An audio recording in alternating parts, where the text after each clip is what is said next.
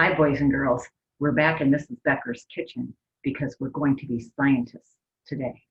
And we are going to talk about what scientists do again, just real quickly.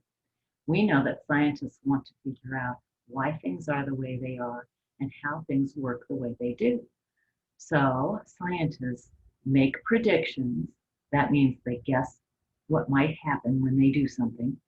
They do experiments and then they observe what happens, which means they just watch and see what happens. And then they finally try to answer a question and draw what we call a conclusion. And that just means they answer the question to figure out why things happen the way they do or how things work the way they do. So because we're studying the color orange this week, I thought we should do an experiment with something that is orange. And I picked this. Do you know what this is? You're right, it's an orange. We're going to do an experiment with an orange. But before we do our experiment, let's just look at the orange. All right, what does it look like on the outside? What color is it? That's right, it's orange, isn't it? And what shape is it? You're right, it's a circle or a sphere. We haven't talked about spheres before yet at preschool, but some of you may know that already. And then do you see right here at the top of the orange, there was a stem, and what color is it? Can you tell? It's a green. And then if you look at the orange and you feel it, if you feel it, is it smooth or is it a little bit bumpy? Can you tell by looking at it? Remember what you've seen with oranges? It's a little bumpy. And then you know another thing you can do with an orange is smell it. Ooh, it does have a nice smell. And those are the things we can tell about an orange from the outside. Right, now we're going to look at the inside of an orange, and I already took the skin off this orange, okay? So do you see what's on the inside of the orange? It's white. It's on this part of the orange too. This is called the pulp. And then we know that oranges are divided into slices. And I'm taking the slices out of this orange. I already did this. And sometimes, not in this orange, but sometimes when you're eating them in the center, there are some seeds. I don't see any right yet in this particular orange, but sometimes you will find seeds. And then I wanted to show you something else. When I squeeze the orange, I'm going to use this one. Do you see what happens? What's inside an orange too? There's juice. I know. Oranges are pretty amazing. All right. So now that we know what it looks like on the outside and some of the things that you can find on the inside of an orange, we are going to ask a question. Will an orange sink or will it float if we put it in water? I'm going to move some things out of the way here. Will it sink or will it float? That's our question. But before we even figure that out, let me get two jars here, and they both have water in them. Can you see? All right, and I want to show you what it means to sink and what it means to float by using two balls. Okay, this ball is a squishy ball. It's pretty light, and I'm going to put it in the water, and we're going to see if it sinks or if it floats. All right, so I'm going to put it in. We call this floating. It doesn't go way to the bottom. It stays at the top. So this ball is floating. This ball is a golf ball. It's kind of hard and it has dimples on it, just so you know.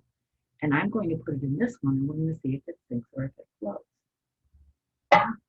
Oh my goodness, what happened to it? It went to the bottom. We call that sinking. So this is floating where it stays at the top, and this is sinking when it goes to the bottom. All right, I'm going to take these out just a second here. Move them to the side because now we're going to do our orange. All right, and the first orange that we're going to use today is the orange that has the peel on it. So let's pretend we're a scientist here, and we have this orange, and we're going to put it in here to see if it sinks or if it floats. So boys and girls, we want to make a prediction. Will this sink or will it float? Can you say out loud what you think it's going to do? How many of you think it's going to sink?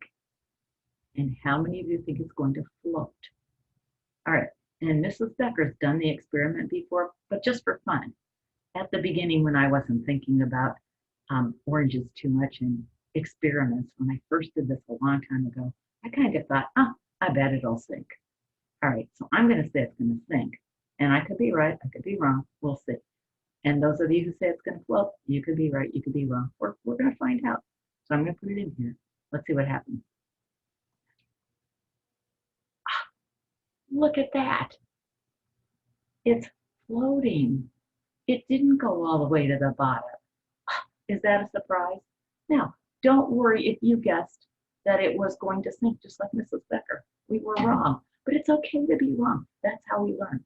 That's how we learn in science, and that's how we learn in other areas besides science. Okay, then I took an orange and peeled it all the way off.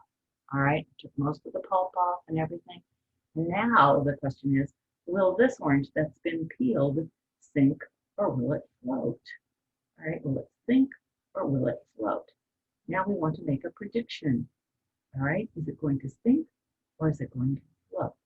How many of you think it's going to sink? Okay, and how many of you think it's going to float?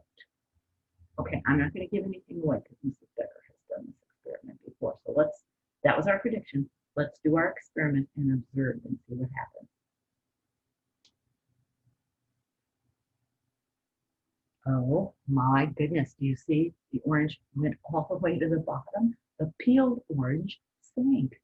Oh, and this orange with the peel on it floated. Now the scientists would go, all right, I observed, I did the experiment, I observed to see what happened. Now I have to draw a conclusion. Why did this one float and why did this one sink? Do you guys have any ideas? Why did this float and why did this sink? What's the difference between the two? It's kind of tricky. What's the difference between the two? Is the difference this one has the skin on, and this one doesn't have the skin on anymore? So this one can float and it has something to do with the skin. The skin makes this orange be able to float. But without the skin, the orange sinks. Oh my goodness. And when you get older, you'll learn a little bit more about what's special about the skin. But right now, that's all we need to know. So we've just been scientists. We looked at the orange, we asked a question, made some predictions, we did the experiment and observed and watched what happened, and then we tried to answer a question. Why did one sink, this one, and why did one float? And we kind of came to a conclusion. We figured it out. It had something to do with the skin. Well, thank you for coming to my kitchen today, boys and girls, to help me do the experiment. And you know what? You can try it at home, and you could even try it with other fruits if you want to see what happens. All right? So thank you again, boys and girls.